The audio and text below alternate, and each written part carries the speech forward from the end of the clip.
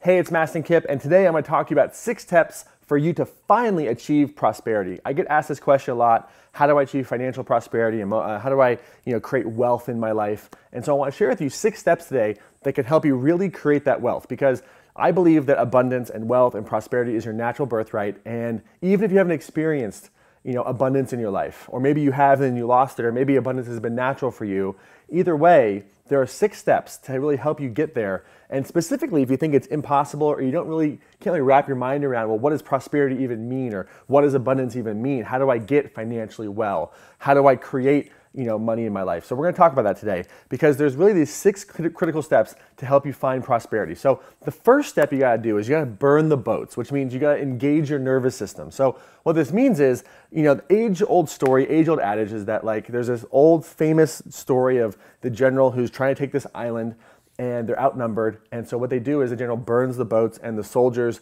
overwhelm the people who are, even though they're outnumbered, they end up winning. And the idea is, when you can't go back, you must go forward. So is there a decision that you can make today to move forward? So maybe it's enrolling in a retreat. Maybe it's enrolling in a course. Maybe it's getting a mentor. Maybe it's deciding, I'm done with this relationship, or I deserve more in my job, I'm gonna ask for a raise, or maybe it's time to start a business.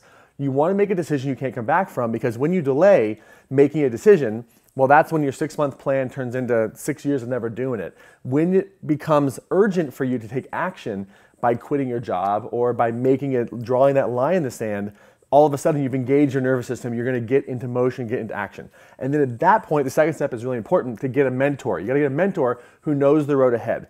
I didn't know early in my days that when I first got started, I needed a mentor, someone who could guide me, who knew the road ahead, in order to help shorten my learning curve. I thought I had to figure it out all by myself. I was a lone wolf, a lone soldier, thinking that I had to do it all by myself. And that process really held me back for a long period of time. And when I decided to find mentors in my life, everything shifted. My life changed so quickly. And the thing is, Tony Robbins says, success leaves clues. You want to find a mentor who's been successful at what you want to produce, what you want to create in your life. Don't find a mentor who just talks about it. Find someone who's actually embodied it. And then the third step is, you got to become the person it takes to produce this result. So really walk the talk. What do you have to believe to become successful? How do you have to act? How do you have to invest your money? What risks do you have to take? What boundaries do you have to set? Who do you have to say no to? What do you have to say yes to? What limiting beliefs must you challenge? What new beliefs must you install? What support do you need? What help do you need? You got to become the person it takes to attract prosperity. It's not going to happen because you're just praying for it. It's on your vision board. You need to embody abundance and prosperity as well. And then the next step, fourth step, which is counterintuitive, is I actually want to encourage you to lower your expectations. I can't tell you how many people I've met that are perfectionists and set these big goals. They want to be great, they want to be huge, they want to be powerful, they want to be successful, but they set goals so big that they end up overwhelmed. Now, I'm not telling you that you can't be a millionaire, billionaire, trillionaire, gazillionaire, or that you can't impact millions of people, or you can't really radically change your life or have a big purpose. But what I am saying is that if you're setting goals that are too big too soon, then you're actually not doing goal setting at all. You're just bullshitting yourself, because the idea is you want to set achievable goals, like specific goals. I look at my goals as I want to wake up at 5 o'clock in the morning.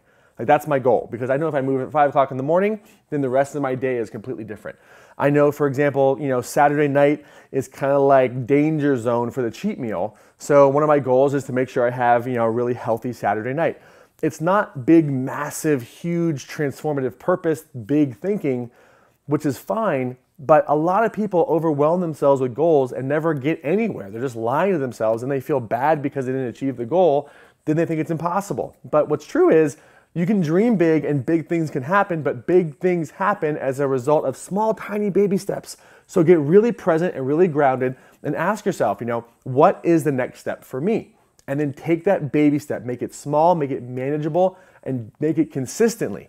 The fifth step is you need a soul tribe, a tribe of support where you can actually get help. Because the thing is, people in your life, God bless them, they see you from who you used to be. And a soul tribe is someone and a group of people who believe in you as you are and who you want to become.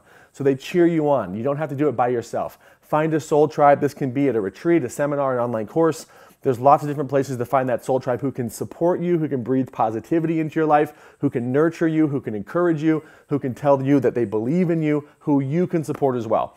And the sixth step is something that is not sexy, but it's really important, which is dedicate this to your lifestyle. Have patience with this process. This is not, we live in this on-demand, instant gratification society, and yet there's still an organic nature of developing prosperity. There's a momentum of a lot of little baby steps add up to lots of big steps. So don't compare yourself to somebody who's been doing it for a while, right? Just celebrate the baby steps. Have patience with yourself. Rest easy. Make friends with all that is unresolved in your life, and dedicate this to having a lifestyle approach where this is just who you are from now on. It's not something that you're going to do for a week or a month or just a year. This is who you are from now on. This is your lifestyle. You are living a prosperous lifestyle to burn those boats, to find a mentor, to really embody it and walk the talk, to lower your expectations, to really make those baby steps, to find that soul tribe of support, and then to be patient with yourself. That is the secret sauce for manifesting and creating prosperity in your life. So today, please apply this. What burn the boats decision do you need to make? Make this something that just forces you into action. Who is your mentor going to be who is already creating success? How can you walk the talk? What do you got to believe? How do you got to grow? What do you got to give? How do you got to change your thinking? What limiting beliefs do you need to challenge, right? What baby steps could you step into today? And who could you get to support you as a soul tribe? And how could you have patience with yourself? It's really important that you embody this stuff and that this isn't just a pep talk that becomes spiritual entertainment. My deepest wish is that you get out there, take action, and make it real. We'll see you real soon.